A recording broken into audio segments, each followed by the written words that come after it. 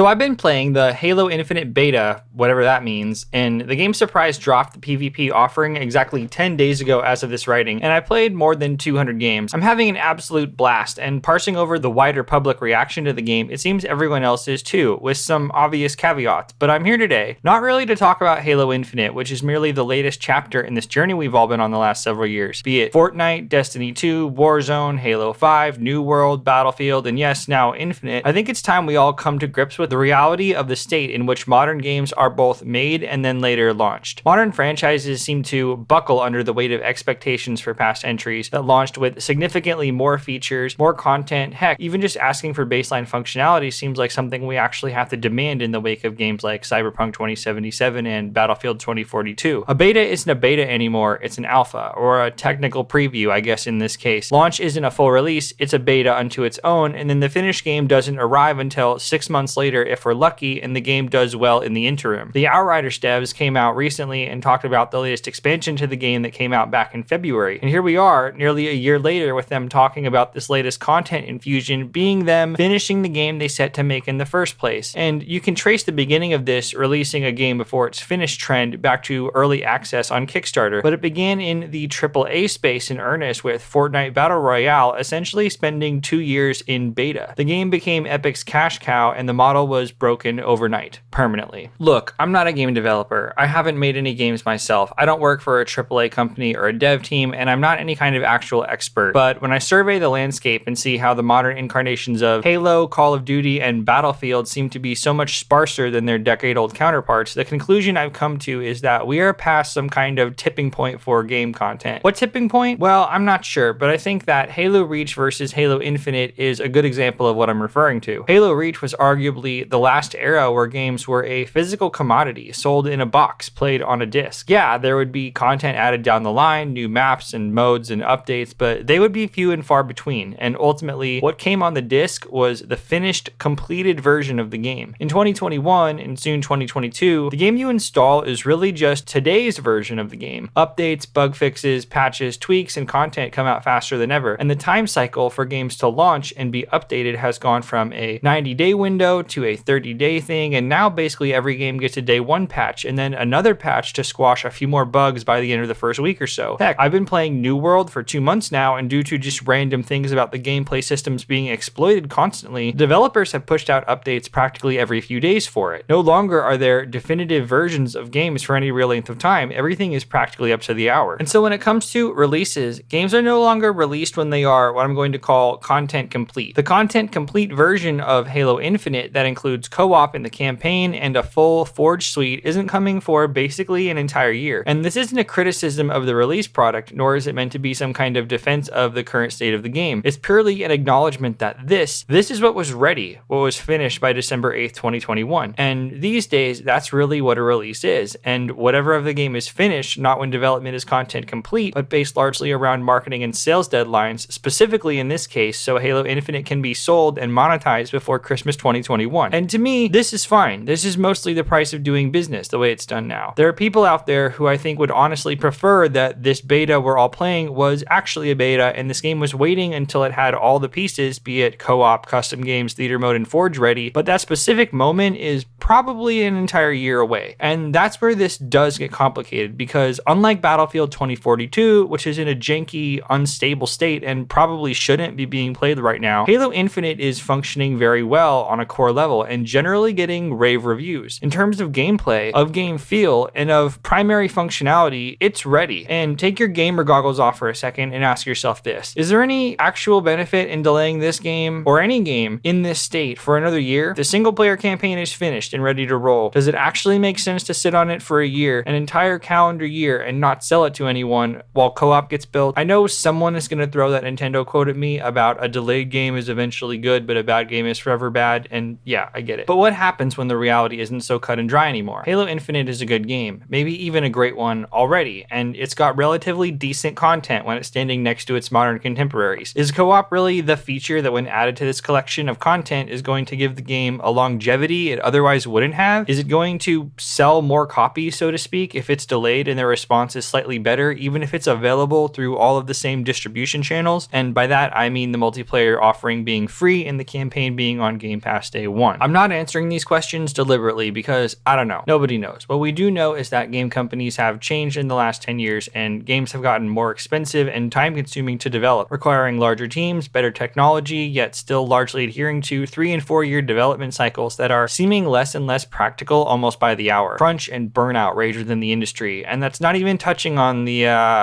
other stuff that's seemingly endemic. I watched a video with Joe Staten and he talked about one of the core pillars of his role with the company coming back to 343 being the health of the team and of 343 as an entity launching a live service game. And I can't be on both sides of the fence, wanting developers and people working on the game to be treated well and also be angry when things don't necessarily live up to dated concepts of what I expect modern video games to be. It doesn't mean I'm not disappointed in things about the game. And even if the game did get delayed a year and came out to perfect 10 scores at that point, 7 years into development, all it would really change is that it would prove without a shadow of a doubt that the enterprise of developing such a product is way too expensive to be viable for anyone who isn't Microsoft anymore. There's a reason Nintendo straight up doesn't try and build networked multiplayer games with cutting edge tech like Halo or Battlefield. It's really expensive and deceptively difficult to get right. Extremely talented, well-funded teams struggle with it, and even Sony basically hasn't attempted a real blockbuster PvP game in going on 2 full game generations. They stick with single-player, story-driven games they feel like they have a clear and repeatable formula for, and even then, they spent the last year pushing every exclusive back. So, is that Last of Us 2 multiplayer still coming, guys? Anyone? Hello? The PS3, Xbox 360 generation was the pinnacle for launch day game content in a way that just isn't viable anymore for basically anyone. My friend was remarking that not even Microsoft, with literally endless resources, could seem to nail down basic features at this level with all this new tech and an extremely talented team. And I think that should tell us something. And what is that something? Well, to me, I think that there just isn't a clear right way to do this anymore. Delay Halo Infinite a year and launch it feature complete? Tight. Problem is, they started printing this game on the console box for last Christmas and this Christmas already. They already had to pull the candy bars and energy drinks with the Halo codes from store shelves last year. And when all is said and done, launch day is just one day, one version of an evolving, ever-changing software platform, and its existence is contingent on so many different pieces in motion that it's a very hard train to stop or slow down. So they should have planned it better, you say? Yeah. Probably. I'm not going to pretend I have any understanding of the tides behind the scenes at 343 as this all went down. I'm sure that switching leadership deep into development and the 2020 E3 showing that lives down in infamy were both very hard for the team. I think that gamers, or whatever version of them comments on the internet, expect the same amount of content that we got in 2010 or 2012, even more so, to be present in games today. Games are newer, they should have more new stuff, right? I get it. I do. I understand that mentality. But the truth is, actually, no. Games have gotten harder and more time consuming and more expensive to make and design and to test and to market, and it just isn't as feasible as it used to be. And when I'm playing Halo Infinite and wrapping my head around what's here and what's not in terms of content, it's very evident to me that hard choices were made. They had to look at this game they wanted to make and pick instead what amount of it they could finish and what would be the closest, most essential version of it. But this is in no way the comprehensive version of the game they set out to make. And that Outriders quote is honestly the thing that spurred me to write the script in the first place, that finishing the game we set out to make in the first place comment. And when I'm playing Halo Infinite in 2021, in what is still technically the beta state, I am not playing the game they set out to make, I am playing what they finished by Christmas 2021. And that game still slaps. I'm having a blast with it. And yes, I wanted to play co-op with my friends, and that's a major bummer. And the custom games being so limited is a bummer, and the progression is another video unto itself and also a major bummer. But I'd still rather be playing this game right now in the state it's in than waiting another year to do so. Halo Infinite was a rough game when it was first shown. It got delayed into a good game, and now it needs to mature into a great one in a bigger setting. And this is how things are. It's how they're going to be going forward, and we, as gamers, as a community, need to understand exactly what it is we've signed up for with this hobby. And if you're unhappy about it, I want you to look me in the eyes right here, right now, see me, focus as I say this. It's too late. It's too late.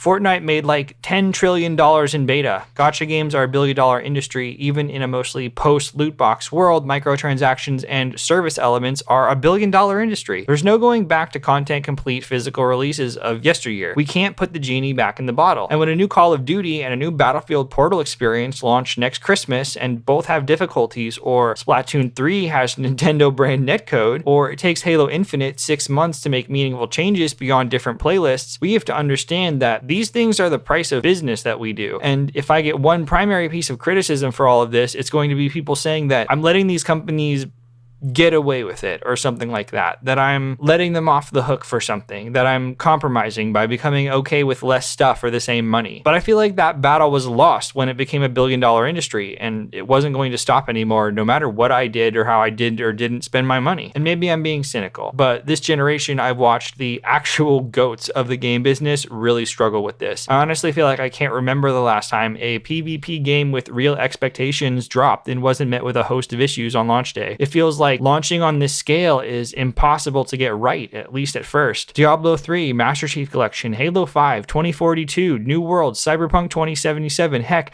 there have even been growing pains for smaller titles like Splitgate. I see obvious potential in Halo Infinite to be the game and the experience I want it to be. But once again, I'm gonna have to wait it out and be patient. And if I'm not happy with the progression or the cosmetics, I don't actually have to spend any money on it, which is nice. I don't really know where else I'm going with this, but I guess I'd say in conclusion, I don't expect video games to launch in some kind of content complete or even necessarily fully functioning state anymore. If that's a reduction of my expectations, if that's just me again being cynical, I guess that's a shame. But I look at the technology and the jankiness of something like 2042, and I have no faith that any one team can nail this anymore. And that's tough. But I'm still playing it.